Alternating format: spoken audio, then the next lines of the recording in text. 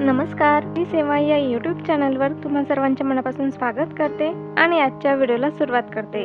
आज आपण पारायण म्हणजे काय, पारायण केल्याने काय होते, काय मिळते, तसेच पारायणाचे विविध प्रकार कोणते आहेत आणि गुरुचरित्रातील प्रत्येक अध्यायातील फलश्रुती काय आहे याविषयी माहिती घेणार आहोत। चला तर मग आता आजच्या व्हिडिओला सुरुवात करूया। याआधीही चॅनलवर मी श्री दत्त जयंती विषयी बरेच व्हिडिओ अपलोड केले। त्यामध्ये श्री दत्तात्रयांची जन्मकथा, श्री गुरुचरित्र पारायण कसे करावे, त्याचे नियम काय आहे, तसेच श्री दत्तात्रयांची तीर्थक्षेत्रे कोणती आहेत, श्री दत्तात्रयांचे गुरु कोणते आहेत, असे बरेच व्हिडिओ मी चॅनलवर अपलोड केले व चॅनलला भेट देऊन ते व्हिडिओ नक्की पहा आणि लाईक व शेअर करा। चला तर मग आता आजच्या व्हिडिओला सुरुवात करूया। तर पहा, पारायण केल्याने काय होतं। सर्वांनी पारायण हा शब्द ऐकला असेल व अनेकदा कानावरही पडला असेल। खास करून दत्त जयंती, स्वामी समर्थ प्रकट दिन, गजानन महाराज प्रकट दिन यावेळी पारायण हमखास केले जाते। काय असते बरं पारायण, ते का करावे, काय मिळते पारायण केल्याने आणि विशिष्ट संत चरित्रांचेच का करावे, तर याविषयी आता आपण पाहूया। तर पहा, पारायण राहणे म्हणजे पारायण करणे होय। पारायण 7 दिवसांचे केले जाते। यावेळी या 7 दिवसात एक वेळ ठेवून वाचन करणे म्हणजे आज सकाळी 7ला पारायणास बसलो तर उद्याही त्याच वेळी सुरुवात करणे होय। नंतर येते एक भुक्त राहणे व एक धान्य खाणे म्हणजे आज सकाळी उपवास सोडताना जर मुगाच्या डाळीचे वरण व पोळी असेल तर 7ही दिवस तेच खावे। त्यानंतर पायात चप्पल न घालणे, 7ही दिवस काया, वाचा, मने ब्रह्मचार्याचे पालन, साध्या चटईवर वा कांबळ्यावर सतरंजीवर झोपणे, खोटे न बोलणे, संपूर्ण लक्ष फक्त ईश्वरावर केंद्रित करणे, दुसऱ्यांच्या अंथरुणावर पलंगावर न बसणे, नियमांचे पालन करणे, यात पारायण म्हणजे दक्ष राहणे म्हणजेच पारायण होय। पारायण केल्याने काय मिळते तर पहा, तर याचं उत्तर पारायण काही मागण्यासाठी नाही तर केवळ आपणास काय हवे होते ते आईकडे सांगणे म्हणजे त्या ईश्वरास प्रार्थना करणे होय। त्याने कितीही हट्ट केला तरी त्याच्यासाठी काय योग्य ते फक्त आईलाच समजते, तसे त्यासाठी काय योग्य ते तो ईश्वरच ठरवतो। पण केवळ ते संकल्प रूपाने त्या ईश्वरासमोर मांडायचे असते। पण तेही नियमात राहून कासवाप्रमाणे सर्व अहंकार, गर्व या सर्वांचा त्याग करून चित्तवृत्ती फक्त ईश्वराकडे वळणे म्हणजे पारायण होय।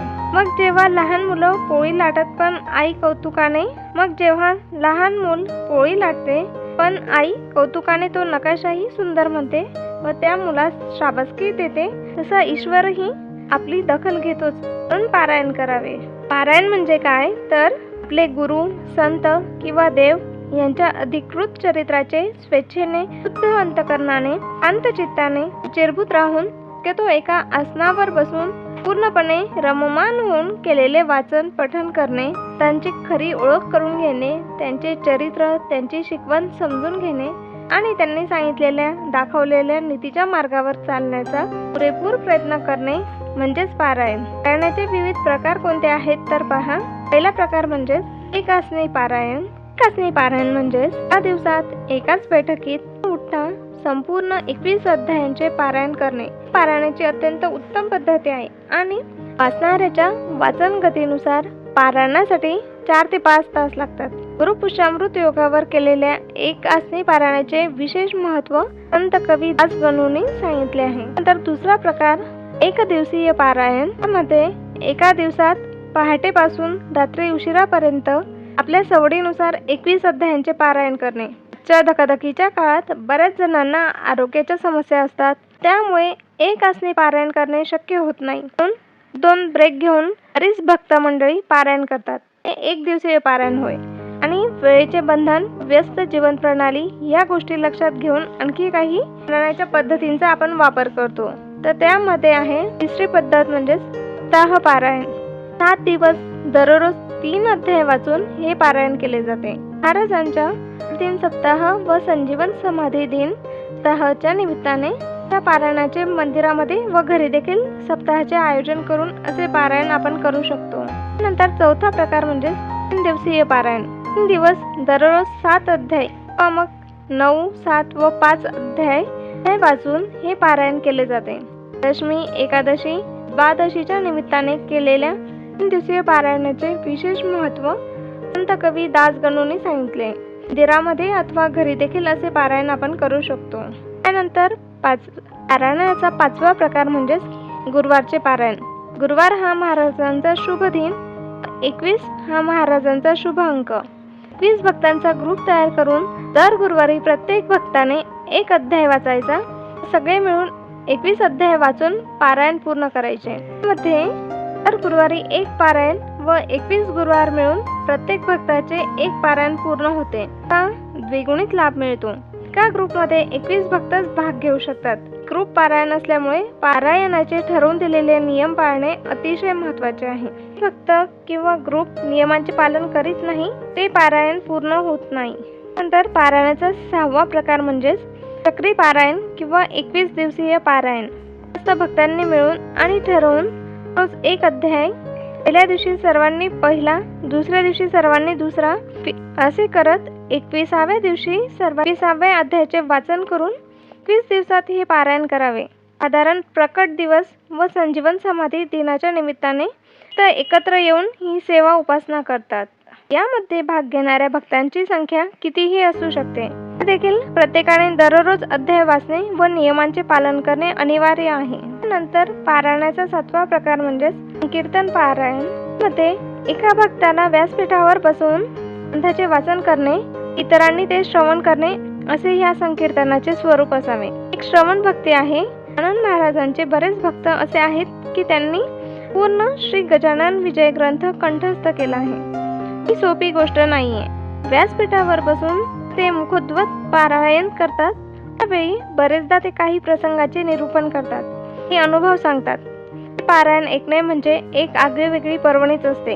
असे पारायण म्हणजे कीर्तन पारायण होय. नंतर पारायणाचा 8वा प्रकार म्हणजे सामूहिक पारायण.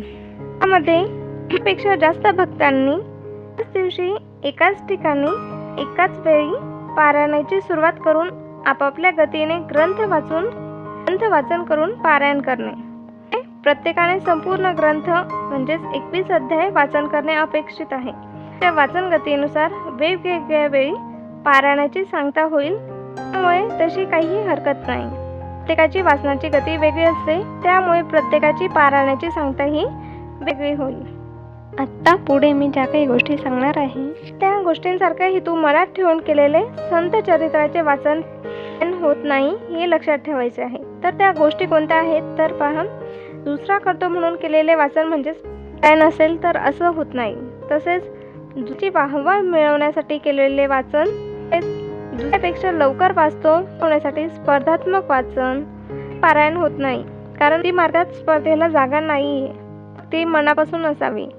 तर केवळ प्रसिद्धीसाठी केलेले वाचन, मानधन व पैसा घेऊन केलेले वाचन किंवा शिकवण न घेता केलेले वाचन हे पारायण होत नाही. गोष्ट लक्षात ठेवायची आहे सर्वांनी पारायण करताना. होते पारायणाचे प्रकार. आपण पाहूया चरित्रातील प्रत्येक अध्यायातील फलश्रुती काय आहे.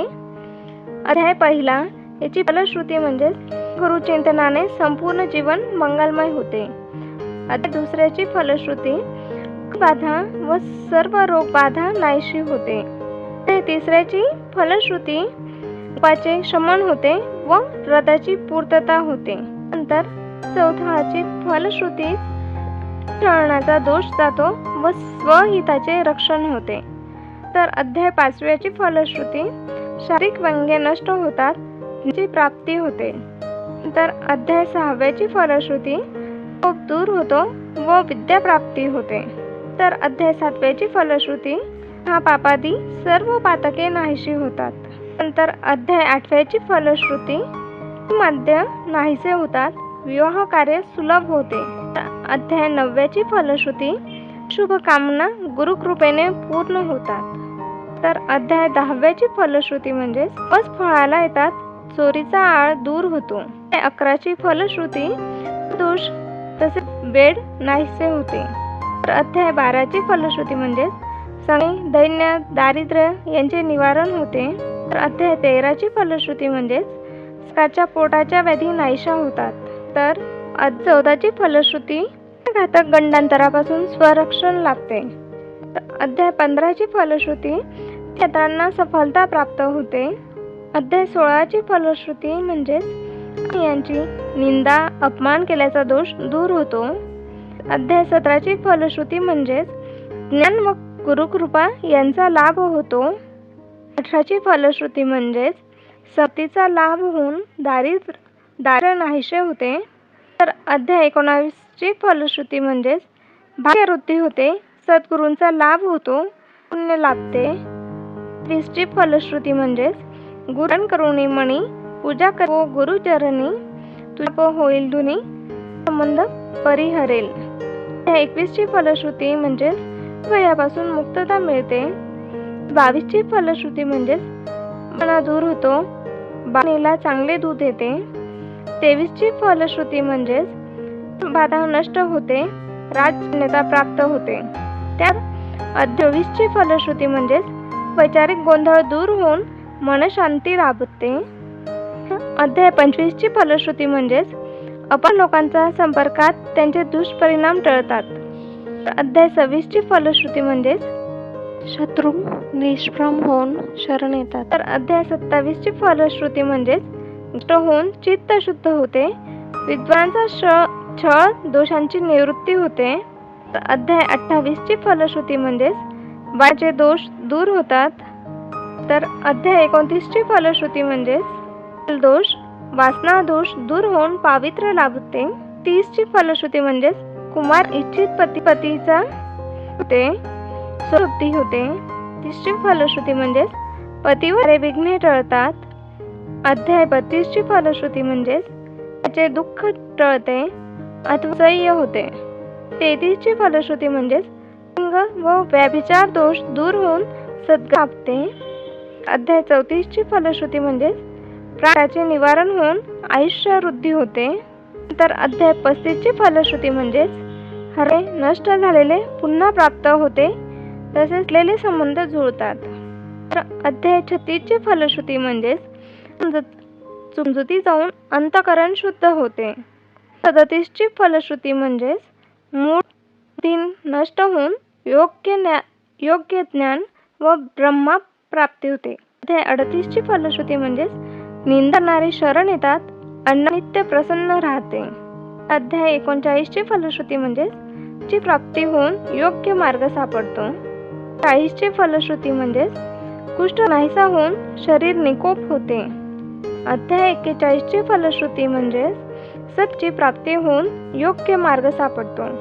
अध्याय 42ची फलश्रुती म्हणजेच विद्याची प्राप्ती होऊन यश येते. अध्याय 43ची फलश्रुती म्हणजेच व क्रोध नाहीसा होऊन याची प्राप्ती होते.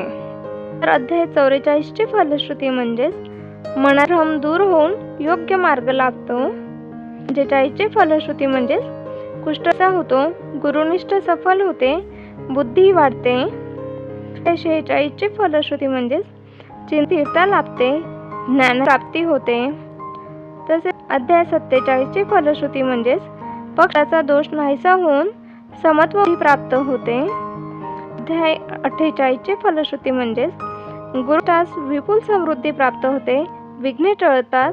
अध्याय 49ची फलश्रुती म्हणजेच तीर्थबद्दल आदर वाढतो, पांचे क्षमन होते. अध्याय 50ची फलश्रुती म्हणजेच त्वचा रोग नष्ट होऊन शरीर सुख लाभते. अध्याय 51ची फलश्रुती म्हणजेच सुख समृद्धी व अंतिम मोक्ष प्राप्ती होते.